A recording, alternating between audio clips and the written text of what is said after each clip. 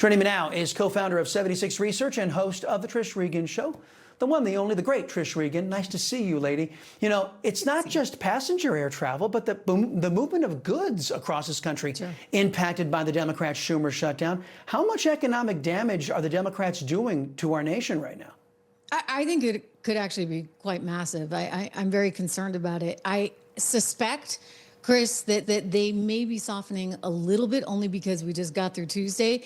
And I think that there was some real fear among many in the Democrat Party that if they folded at all, if they looked like they would waffle at all on the shutdown, that they would be somehow painted as giving in to Donald Trump. And so they needed to get through Tuesday. But here's the problem. You got Thanksgiving coming up, right? So that's going to be a lot of pressure on them. And people aren't going to like it. If you can't get to where you need to go because there's no FAA agents and they have to, I mean, would they cancel like 700 flights today? Just imagine what Thanksgiving is going to look like. And then to your point, yeah, you have all these goods that are getting shipped all over the country, all, you know, Amazon and Christmas gifts, et cetera. This is the busiest time for the retail sector. So it'll be hard on people. It'll be hard on businesses. It's not good for the economy. And you just wish they'd wake up and see the bigger picture. Well, Democrats said, hey, we don't care about the pain. It's all about their political gain. And that's really all they care about.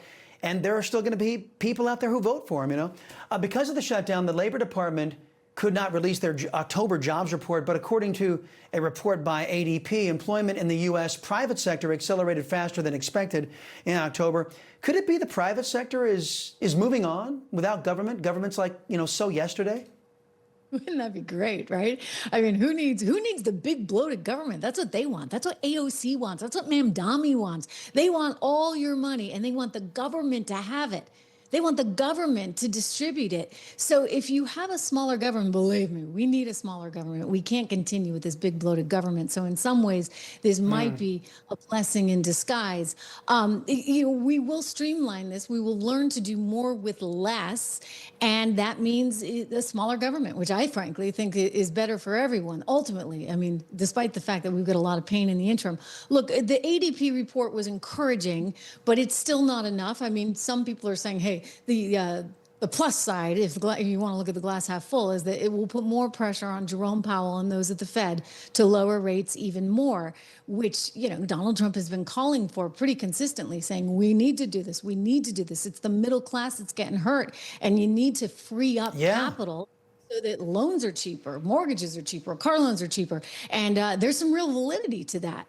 And I think that the ADP report showing us what it showed, although, you know, these things get revised and revised and revised.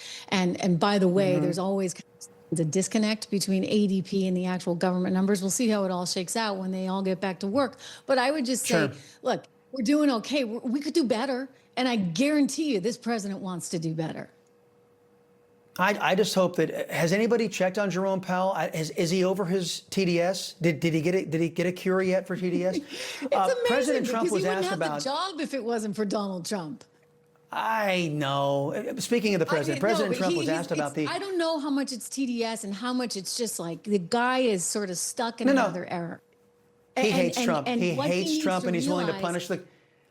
Is that he hates Trump. He's willing to punish the whole country for it. Look at what's going on with oil prices and gas prices. We don't have inflation now, but we do need rates to come down. And it's kind of a no-brainer. Right. But I say this all the time. I mean, there was Jerome Powell printing money back in the day, right?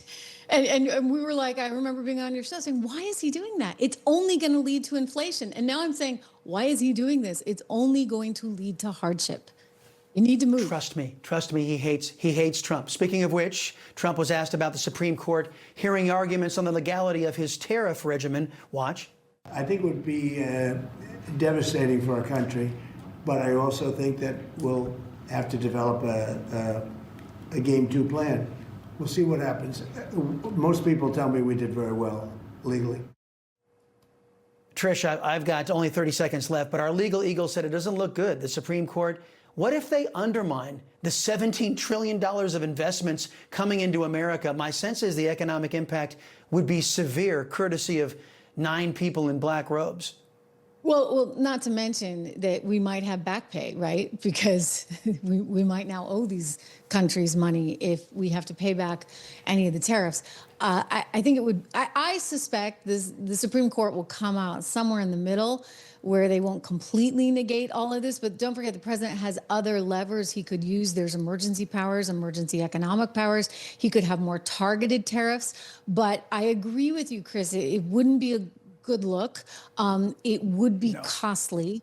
It would be difficult, but he's got other things he can put in. And you heard him say that, right? Like we can look at some other ways of going about this, both through the Emergency Powers Act, the Economic Emergencies Powers Act. It could wind up that the court eventually strikes that down too.